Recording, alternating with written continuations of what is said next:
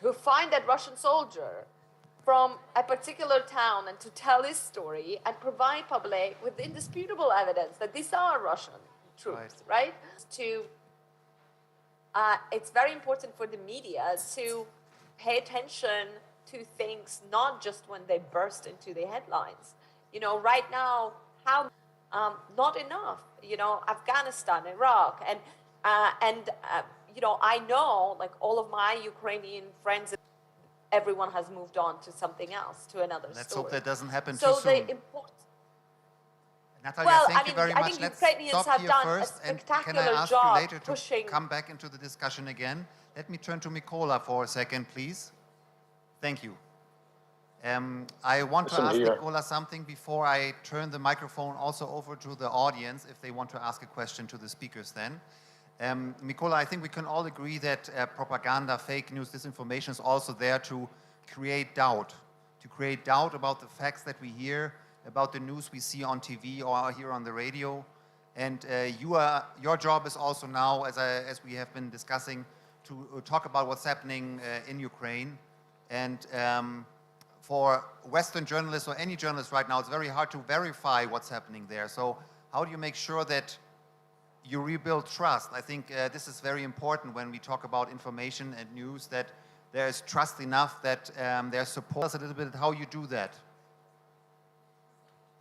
Well, thank you for this question. I think that it's been said in this discussion, and those are the basics, this hygiene, the fact checking, basically just staying strong on what we believe is true and keep this narrative going, just consistently, day by day, adding with a piece of evidence. This war is unjust, right? This war is unprovoked. All those casualties would have never happened if Vladimir Putin once decided to invade Ukraine for blitzkrieg, for something like a 3-day operation, right? So we will not try, at least I'm speaking on behalf of my team, we will not try to just go into this back and forth with the false narrative coming from Russia. On the other hand, we are going to just make our narrative more attractive and stronger and more appealing, and looking for compassion within the public rather than just simple saying idea that we understood is that when they're saying something utterly untrue,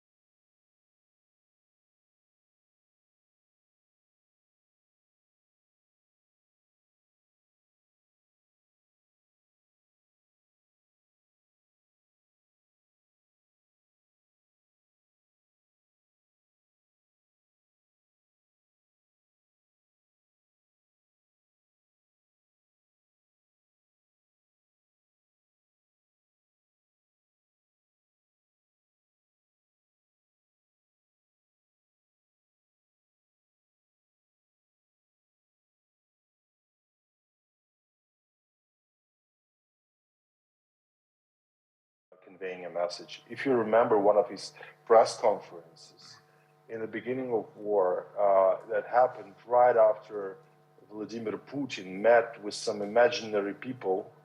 He was obviously sitting in the backdrop of a green screen, right? Yeah. And everything was projected. His meeting was I don't remember, it was just a group of people, obviously they were seated in some kind of studio, right? And Vladimir Putin was sitting in the backdrop of that green screen. So when he moved his hand, all this fake. So we President encountered Zelensky almost everywhere, yes. Yeah. So when President Zelensky came next day to talk to media, to press, he just did this absolutely fantastic joke. Just basically made the same motion with his hand and just he ridiculed it. Closed, yes. It turned the microphone. That whatever you hear on the other side is fake, and I'm real. I can move the microphone. Yes. Whenever I touch microphone, it really moves. Thank you. Can I just jump in very quick? Is it possible to just make one comment? Yes, of course. But I would also like to include the audience. We don't have too much time anymore, Natalia. If you can make it quick, please. I'll make it very quick. I think it's very, very important to distinguish between disinformation and propaganda. I think these are two completely different things. And Ukraine is engaged in propaganda, as every country is, every country that is at war. Most countries anyway, but especially a country that is at war. And Ukraine has done a spectacular job with getting their message out. But it's very different from engaging in propaganda is very different when at the time of war is very different from disinformation and fake news. And I think that's a really, really important distinction to make. Thank you very much for this comment. Now I would like to give the floor to the audience. It's now your chance to address our panelists, online or here. Who wants to go first? Here? Okay, please, the microphone.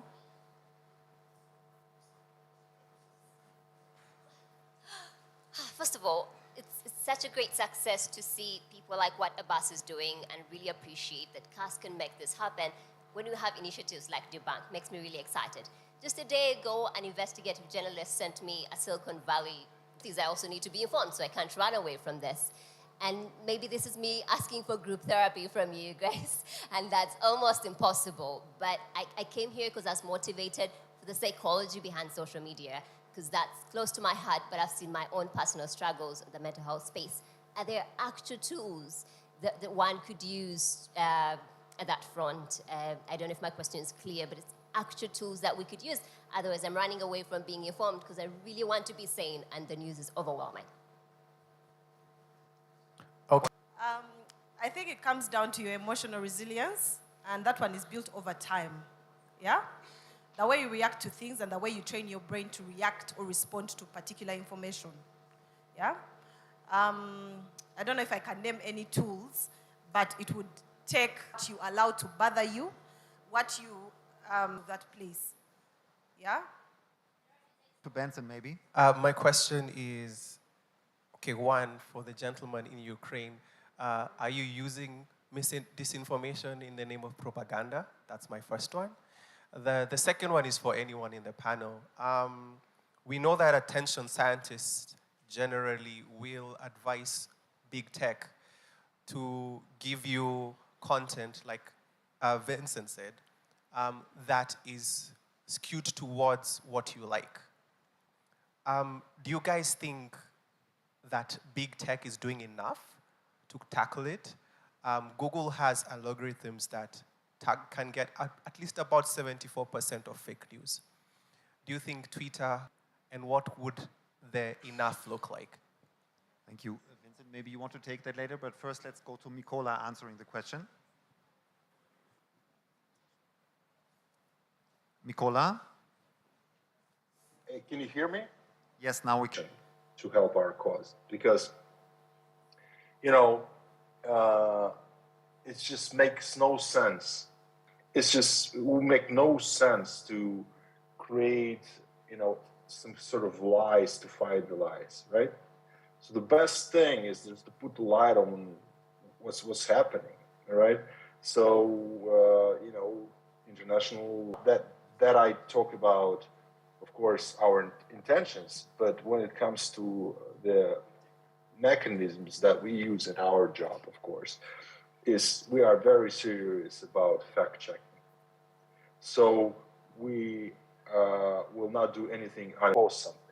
We will check it and double check it, and the experts will look at it.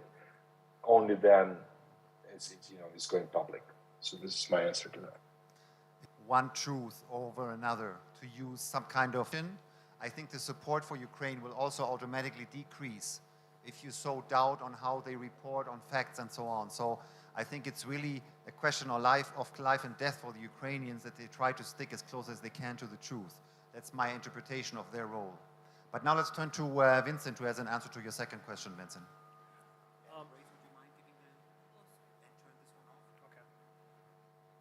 Okay, there we go. So, no, I don't think big tech is doing enough. I mean, even in context of the legal events that have been happening in Africa, where we now know that, for example, Facebook was, it is now possible to sue Facebook in Kenyan courts over their moderation work in this country. And whether the people who are doing this work are adequately compensated for what they were doing and what they were going through. But in addition to that, a lot of... Recording in progress. There really is not a lot of effort being